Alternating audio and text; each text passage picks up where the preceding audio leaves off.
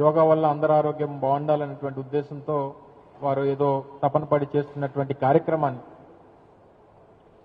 మన రాష్ట్ర ముఖ్యమంత్రి గారు ఏంటంటే దీన్ని ఒక పెద్ద ఈవెంట్ కింద తీసుకొని తన పబ్లిసిటీకి వాడుకునేటువంటి ప్రయత్నం చేసినట్టుగా కనిపించింది తప్ప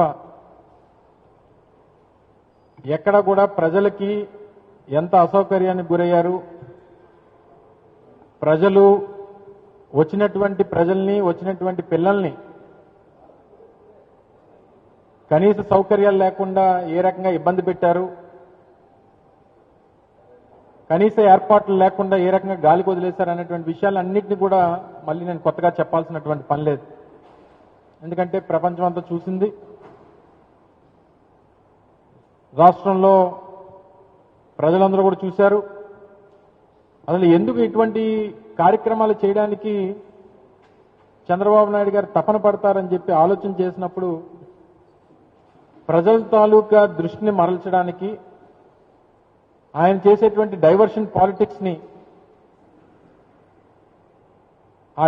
పాలిటిక్స్ కి ఇటువంటి సందర్భాల్ని వాడుకోవడానికి బాగా ఉపయోగించుకుంటారు చంద్రబాబు నాయుడు గారు అనేటువంటిది సహజంగా రాజకీయాల పట్ల కాస్త ఆసక్తి ఉన్నటువంటి వారు, రాజకీయాల మీద అవగాహన ఉన్నటువంటి వారు ఇట్టే పసిగట్టేటువంటి విషయం మళ్ళీ కొత్తగా చెప్పాల్సినటువంటి పని లేదు.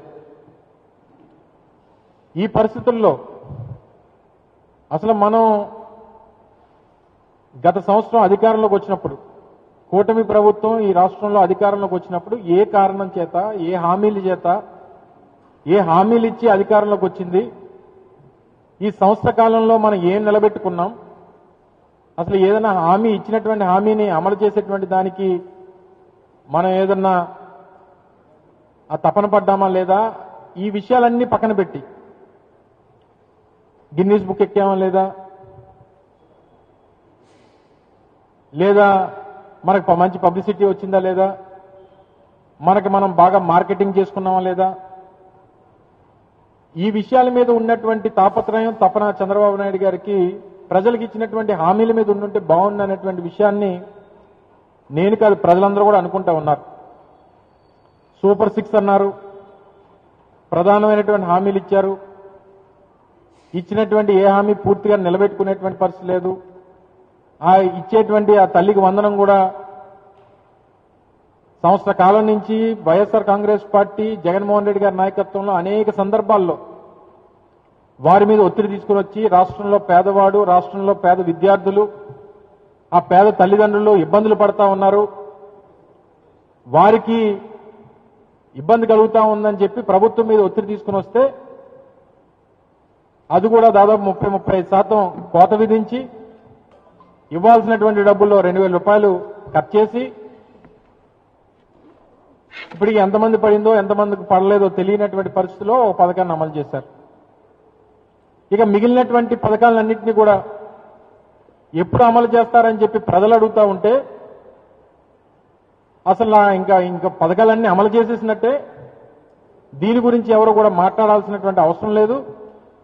ఎవరన్నా గట్టిగా మాట్లాడితే అది నాలుగు మందం అనేటువంటి మాట నేరుగా ఈ రాష్ట్ర ముఖ్యమంత్రి గారే అనడం అనేటువంటిది చాలా శోచనీయం. అందుకే రేపు వైఎస్ఆర్ కాంగ్రెస్ పార్టీ కూడా జగన్మోహన్ రెడ్డి గారి పిలుపు మేరకు రాష్ట్ర వ్యాప్తంగా 26 జిల్లా కేంద్రాల్లో కూడా యువత పోరు పేరిట, ఎందుకంటే ఈ ప్రధానమైనటువంటి సూపర్ 6 హామీల్లో భాగంగా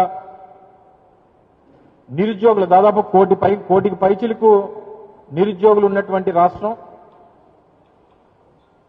ప్రతి నిరుద్యోగికి నేను ఉద్యోగం అవకాశం కల్పించలేకపోతే 3,000 రూపాయలు నిరుద్యోగ భృతి ఇస్తాను, ఆ నిరుద్యోగ భృతితో మీరు జీవనాన్ని గడపండి అని చెప్పి హామీ ఇచ్చి అధికారంలోకి వచ్చినటువంటి చంద్రబాబు నాయుడు గారు సంవత్సరం బహుశా 14 నెలలు అయిపోతా ఉంది.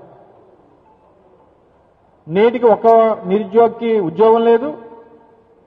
ఆ ఉద్యోగం రానటువంటి ఆ నిరుద్యోగ యువతకి 3,000 రూపాయలు ఉపాధి లేదు.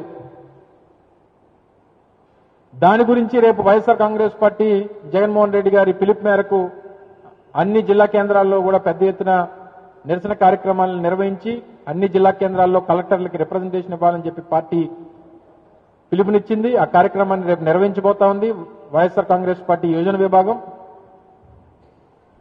దాన్ని అడిగితే నిరుద్యోగ వృద్ధి గురించి పాపం యువత అడిగితే ఏదో కొత్తగా స్కిల్ డెవలప్మెంట్కి లింక్ చేస్తాం, ఆ పథకం అయిపోయిందని అంటున్నాడు. మరి మహిళలకు ఇస్తామన్నటువంటి 1500 సంగతి ఏంటి చెప్పండి అని అంటే అది ఏదో P4కి లింక్ చేస్తాం, అది కూడా అయిపోయిందని అంటారు. ఈ ఉచిత బస్సు గురించి ఎప్పుడు ఇస్తారంటే ఆగస్టు 15 అంటారు. సంవత్సరం మరి ఏ సంవత్సరం చెప్పలేదు కానీ ఆగస్టు 15 అని మాత్రం గౌరవ ముఖ్యమంత్రి గారు చెప్పారు. ఇంకా మిగిలినటువంటి పథకాలు అన్నదాత సుఖీభవ అన్నారు, రైతులకి గత సంవత్సరం లేదు, ఈ సంవత్సరం ఇంకా ఎప్పుడు వస్తుందో తెలియదు, ఈ నెలలో వచ్చే నెలలో ఇచ్చేస్తామని చెప్పారు. తల్లికి వందనం గత సంవత్సరం 2024-25 బకాయిలు ఇవ్వలేదు. ఫీజు రీయింబర్స్మెంట్ కాలేజీ చెల్లించాల్సినటువంటి డబ్బు ఫీజు రీయింబర్స్మెంట్ దగ్గర 6-7 క్వార్టర్లు ఇవ్వలేదు. మరి ఏది ఇవ్వకుండా అన్ని చేసేస్తానంటే ఏం చేసినట్టు? ప్రజలు మళ్ళీ మీకు ఎందుకు ఓటేయాలి, ఎందుకు అసలు మీ మాటలు నమ్మాలి అనేటువంటి విధంగా ప్రజలు కూడా ఎంత అమాయకులు అంటే 4 సార్లు నమ్మి ఓటేశారు. ఏ ఒక్కసారి వాళ్ళ నమ్మకాన్ని నిలబెట్టలేదు. చివరికి ఏం మిగిలింది ఆంధ్ర రాష్ట్ర ప్రజలకంటే నేను యోగాంధ్ర ద్వారా ఆ ఆసనాలు మిగిలాయి. ఏ ఆసనం బాగా నేర్పించారు చంద్రబాబు నాయుడు గారు అంటే నాకు నమ్మి ఓట్లేసినటువంటి ప్రజలకి, నన్ను నమ్మి ఓట్లేసినటువంటి ఆంధ్ర రాష్ట్ర ప్రజలకి తూర్పు తిరిగి దండం పెట్టడం. నిన్న ఎలాగైతే బీచ్ రోడ్లో మొత్తం ఈ చివరి నుంచి ఆ చివరి 35 కిలోమీటర్లు అందరికీ తూర్పు తిరిగి దండం పెట్టమన్నాడు చంద్రబాబు నాయుడు గారు. అంటే నాకు నమ్మి నన్ను ఓట్లేసి నన్ను గెలిపించి నన్ను ముఖ్యమంత్రిని చేసినందుకు మీకు మిగిలింది ఇదే, మీకు చివరకు మిగిలింది సూర్య నమస్కారం అని చెప్పాడు చంద్రబాబు నాయుడు. సింపుల్ గానే ఇంక అన్ని అయిపోయి ఇంకెవడు మాట్లాడడానికి వీల్లేదని. పాపం దానికి మోడీ గారిని పిలిచారు, దానికి మోడీ గారు చీఫ్ గెస్ట్, మిగిలిన వాళ్ళందరూ సైడ్ ఆర్టిస్టులు. వాళ్ళు మళ్ళీ దీనికి గిన్నీస్ బుక్